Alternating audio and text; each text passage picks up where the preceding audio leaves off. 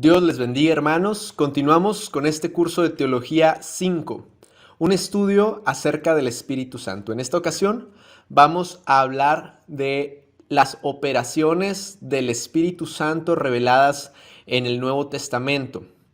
Cabe destacar que en este video vamos a hablar solamente del Espíritu Santo en la vida de Cristo. En los siguientes videos vamos a hablar de el Espíritu Santo y la santificación, el bautismo en el Espíritu Santo, el fruto del Espíritu Santo, los dones del Espíritu Santo y el Espíritu Santo en la iglesia. A pesar de que todas estas temáticas están presentes en el Nuevo Testamento, cada una, por ser más extensas y más profundas, las vamos a estudiar individualmente. En esta ocasión solamente vamos a hablar de el Espíritu Santo en la vida de Cristo. Y bueno, en Lucas capítulo 1, versículo 35, encontramos este versículo respecto del nacimiento virginal de Cristo. El Espíritu Santo vendrá sobre ti y el poder del Altísimo te cubrirá con su sombra. Así que el santo niño que va a nacer lo llamarán Hijo de Dios. O el santo ser que nacerá será llamado Hijo de Dios. El nacimiento virginal de Cristo tiene parte gracias al Espíritu Santo. Cuando hablamos de la deidad del Espíritu Santo y hablamos de los símbolos del Espíritu Santo, mencionamos que una de las actividades exclusivas de la tercera persona de la Trinidad es el engendramiento del cuerpo físico de Cristo, en el cual milagrosamente interviene, usando el lenguaje bíblico, cubre a María y de esta manera engendra su naturaleza humana. Solo la naturaleza humana, porque sabemos que el Hijo, al ser Dios, al ser la segunda persona de la Trinidad y ser engendrado eternamente por el Padre, es preexistente y anterior a todo lo creado. Entonces, lo único que participa aquí es la parte física, corporal de la encarnación de Cristo. Ahora, la encarnación también trajo consigo algunas limitaciones moralmente neutras en la persona de Cristo, que formaban parte de lo humano. Por ejemplo, el sentir hambre, el sentir dolor, el sentir tristeza, todo el versículo que habla de que Jesús lloró, Jesús se regocijó, todas las limitaciones moralmente neutras, las experiencias humanas buenas y malas, dolosas y alegres, todas fueron experimentadas por nuestro Señor Jesucristo, y esta humanidad impecable desde su nacimiento tiene parte por obra del Espíritu Santo. De alguna forma Él santifica y contribuye genéticamente con la información cromosomática de María para formar el cuerpo de Cristo. Algunos creen que María es la responsable de la parte física de Cristo, pero no es del todo cierto. Ella no contribuyó a la parte física más de lo que contribuye una mujer al desarrollo de un niño. Se necesita otra parte de la información genética para poder formar un cuerpo humano. De manera que esta contribución es obra del Espíritu Santo. Entonces, de aquí hablamos que Cristo nace de manera milagrosa, virginalmente, gracias a la obra del Espíritu Santo. El Espíritu Santo está presente en la concepción de Cristo. Cristo también fue ungido por el Espíritu Santo. Vemos en los relatos, en el relato de Juan, en el relato de los evangelistas, cómo Juan el Bautista ve descender del cielo a una paloma en forma del Espíritu Santo y se escucha la voz del cielo que dice: este es mi Hijo amado en quien tengo complacencia, y se habla de que Jesús fue ungido en ese momento como Mesías. Y este ungimiento, estos versículos, Hechos y Hebreos, mencionan que el ungimiento de Cristo tiene lugar para señalar o destacarlo como Mesías. De hecho, me gustaría explorar lo que es la base bíblica de Hebreos capítulo 1, versículo 9, que viene ahí en en la diapositiva. Ustedes pueden pausar el video, ir a buscar sus Biblias para examinar este versículo juntos. Se los leo. Dice así: has amado justicia y aborrecido maldad, por lo cual te ungió Dios, el Dios tuyo, con óleo de alegría más que tus compañeros. Cristo fue ungido por Dios, y vemos que en el Antiguo Testamento la unción para reyes, para profetas, para sacerdotes tenía que ver con esa elección o señalamiento de Dios para un trabajo específico, de manera que este ungimiento de parte de Dios señalaba a Cristo Jesús como el Mesías, como el Hijo de Dios, como el siervo sufriente del Señor. Pedro también menciona que este ungimiento se relaciona con su ministerio de hacer el bien. Bueno, Cristo fue ungido. Estamos hablando de todas las partes o los momentos en los que el Espíritu Santo interviene en la vida de Cristo, desde su nacimiento y su concepción, desde su ungimiento o consagración, pero también Cristo fue lleno por el Espíritu Santo. En Lucas capítulo 4, versículo 1, encontramos que Jesús, lleno del Espíritu Santo, volvió del Jordán y fue llevado por el Espíritu al desierto. Vemos también en Juan 3:34, el enviado de Dios comunica el mensaje divino, pues Dios mismo le da su espíritu sin restricción. Creo que es la Nueva Versión Internacional. Dios le llenó sin restricción. La Reina Valera creo que dice, le fue dado sin medida. De manera que Cristo experimentó una llenura sobrenatural, una llenura plena, una llenura completa y una llenura permanente. A diferencia del Antiguo Testamento, en la que el Espíritu Santo venía para que la persona hiciera la obra o ministerio designado y el Espíritu Santo se retiraba. Era esporádico, era espontáneo y estaba restringido o limitado según la disposición soberana de Dios. Pero en el caso de Cristo dice que fue lleno. La primera vez que vemos en el Nuevo Testamento una llenura similar a lo que habrían de experimentar los discípulos, una llenura, un estado de llenura del Espíritu Santo. ¿Qué implica esto, hermanos? ¿Qué implica esto? Vamos a hablar más adelante, por ejemplo, en otros versículos, el versículo de Isaías, ahí yo cometí un error de dedo. En lugar de 1:1 es 11:1. El versículo es del capítulo 11 de Isaías. Dice: del tronco de Isaí brotará un retoño, un vástago, nacerá de sus raíces. El espíritu del Señor reposará sobre él. Espíritu de sabiduría y de entendimiento, espíritu de consejo y de poder, espíritu de conocimiento y de temor de Jehová o de temor del Señor. Hemos hablado en otras ocasiones que este versículo se relaciona con los 7 espíritus de Dios que se mencionan en Apocalipsis. Este número 7 habla de la plenitud, de lo completo, de la perfección del Espíritu Santo y cómo habitaría la totalidad. Como dice en el versículo de Juan 3:34 que leímos hace un momento, el Espíritu habitaría en él sin medida. Sin medida. No hay de que una porción, una doble porción o mayor porción del Espíritu, sino que la plenitud de la operación de Dios habría de estar disponible en la persona de Cristo. Y más adelante, cuando hablemos de la llenura del Espíritu Santo para nosotros, nos vamos a dar cuenta que Dios también nos ha derramado sobre nosotros ese Espíritu Santo sin limitaciones. En Isaías 42:1 dice: este es mi siervo a quien sostengo, mi escogido en quien me deleito. Sobre él he puesto mi espíritu y llevará justicia a las naciones. Esto es relevante, hermanos, que Jesús fue lleno del Espíritu Santo, porque implica que las obras que él hizo, las hizo siendo lleno del Espíritu Santo. Continuando, además de ser lleno, Cristo fue sellado por el Espíritu.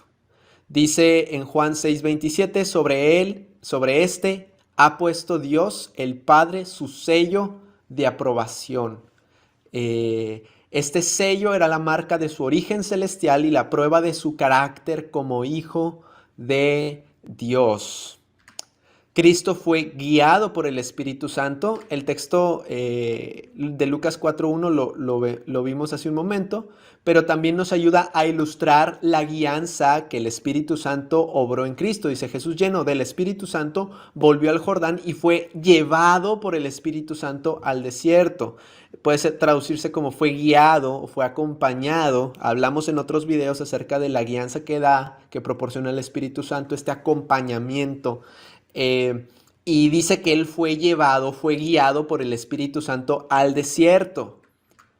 Dice, porque el que me envió conmigo está y no me ha dejado solo el Padre, porque yo hago siempre lo que le agrada. Es decir, en su diario andar, lo que él dice, lo que él dijo, lo que él hizo, todo era parte de lo que le agradaba al Padre, todo era guiado por el deseo de Dios, dirigido por el Espíritu Santo.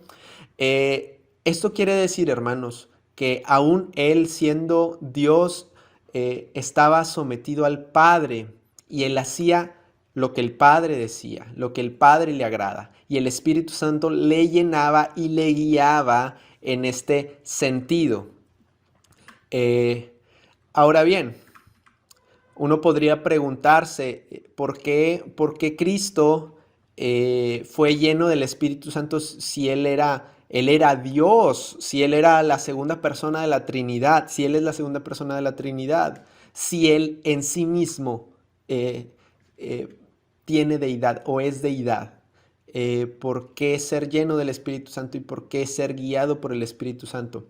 Porque en el momento de encarnarse, hermanos, Él admite o Él resuelve tener todas esas limitaciones humanas moralmente neutras que tenemos los humanos, de manera que Él voluntariamente se somete, aun siendo Dios, bajo estas condiciones en las cuales nosotros estamos. Por ejemplo, si alguno de nosotros Dios lo usa en sanidad, si alguno de nosotros es tentado por Satanás, si alguno de nosotros es enviado por Dios o llevado por Dios a algún ministerio, todas estas cosas las podemos sortear gracias al Espíritu Santo.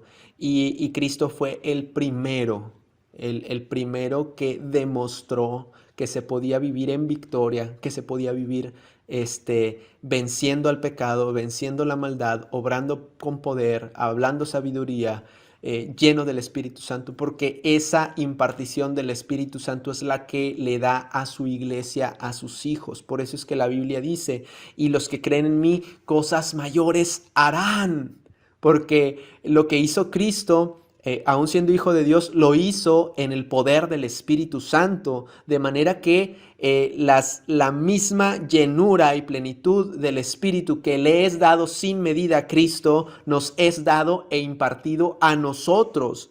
Y si en nosotros no opera la plenitud del poder de Dios, no es porque no esté a nuestra disposición, sino es porque nosotros lo hemos restringido con nuestra necedad, con nuestra vana manera de vivir, con nuestra poca entrega, con nuestra poca devoción, nuestra poca consagración, y nosotros no nos movemos en esa plenitud del Espíritu, no porque el Espíritu esté restringido para nosotros y para que esto estuvo pleno, sino está pleno para nosotros también, pero nosotros somos los que no nos atrevemos a salir de la barca y a explorar todas estas cosas y bendiciones que el Espíritu Santo nos da y le da a la iglesia.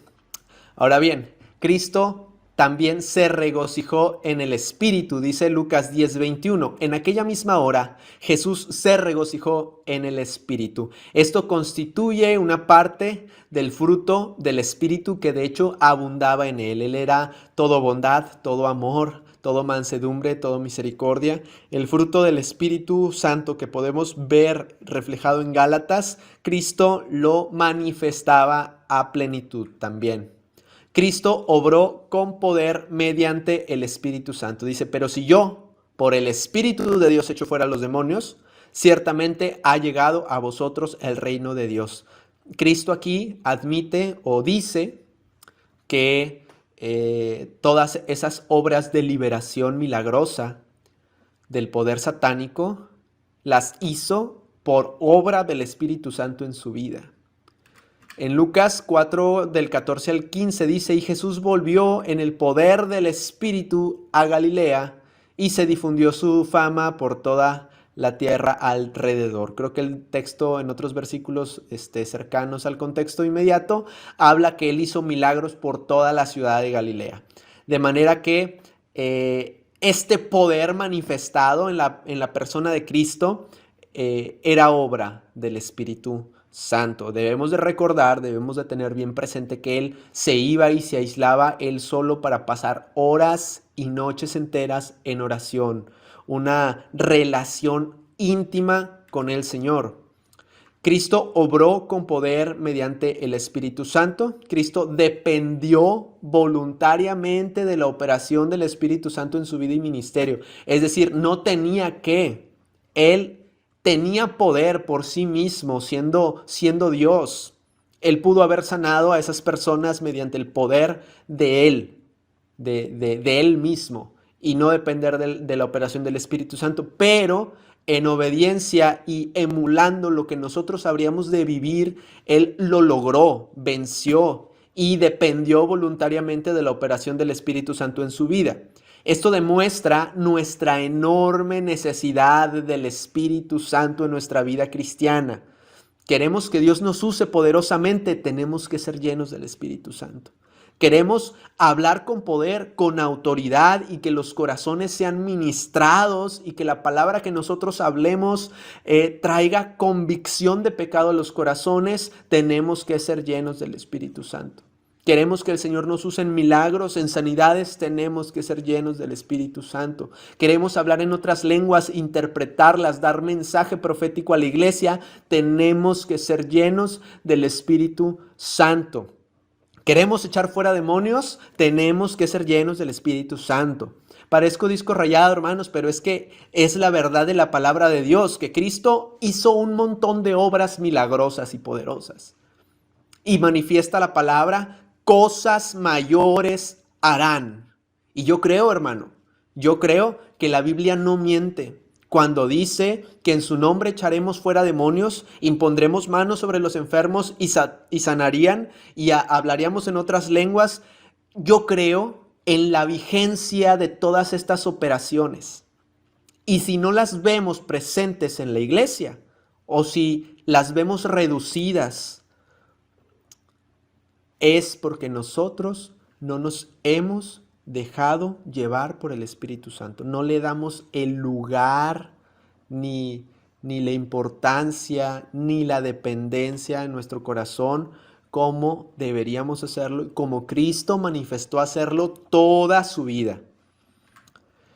El Espíritu Santo también estuvo presente en la muerte de Cristo. Lo hablamos también, que la muerte y la resurrección de Cristo son algunas de las empresas divinas en las que las tres personas de la Trinidad intervinieron conjuntamente.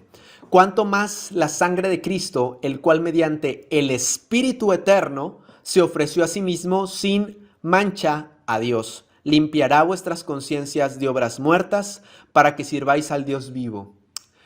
Aquí habla que el Espíritu Santo ayudó a Cristo a que se ofreciera a sí mismo sin mancha delante de Dios. Podemos suponer, hermanos, inferir que si el Espíritu Santo sostuvo a Cristo a lo largo de toda su vida y de todo su ministerio, entonces también habría de sostenerlo a la hora de la agonía de la muerte. ¿No es así? Entonces, el Espíritu Santo también estuvo presente en la resurrección de Cristo, y para eso están estos versículos. Romanos 8:11 dice: y si el Espíritu de aquel que levantó de los muertos a Jesús mora en vosotros, el que levantó de los muertos a Cristo Jesús vivificará también vuestros cuerpos mortales por su Espíritu que mora en vosotros. Oiga, hermano, lo que dice este versículo es impresionante. No solamente dice que el Espíritu Santo levantó a Cristo de los muertos, sino que también promete Dios por boca de Pablo que nosotros seremos resucitados por el Espíritu Santo que mora en vosotros.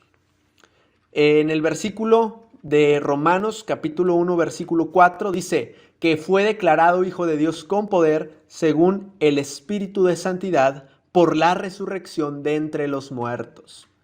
Y también, porque también Cristo padeció una sola vez por los pecados, el justo por los injustos, para llevarnos a Dios, siendo a la verdad muerto en carne, pero vivificado en espíritu. El Espíritu Santo tiene parte en la resurrección de Cristo. Como conclusión, hermanos, Cristo, siendo el Hijo de Dios, tuvo una vida marcada por la presencia del Espíritu Santo. Sostuvo su humanidad dependiendo del Espíritu Santo, cuanto más nosotros no vamos a necesitar de esto cada día. Tenemos que meditar en esto, hermanos, porque el Espíritu Santo se quiere mover a plenitud en nuestras iglesias, en nuestras congregaciones, en nuestros ministerios. Dios no ha restringido la administración del Espíritu Santo en los creyentes ahora como lo hacía en el Antiguo Testamento.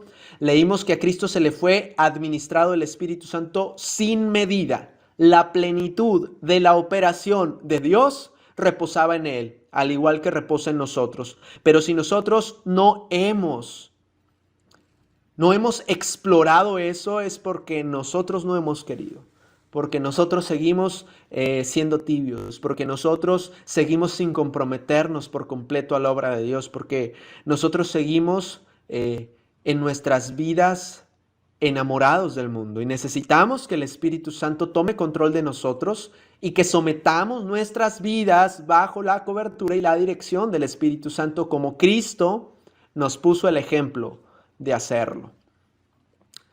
Bueno, hermanos, esto fue el tema del Espíritu Santo en la vida de Cristo.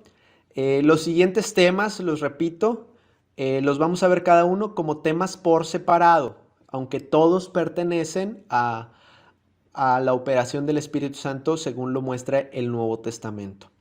Espero haber sido de mucha bendición, hermanos. Un saludo, un afectuoso saludo, y el Señor me los bendiga a todos. Hasta la próxima.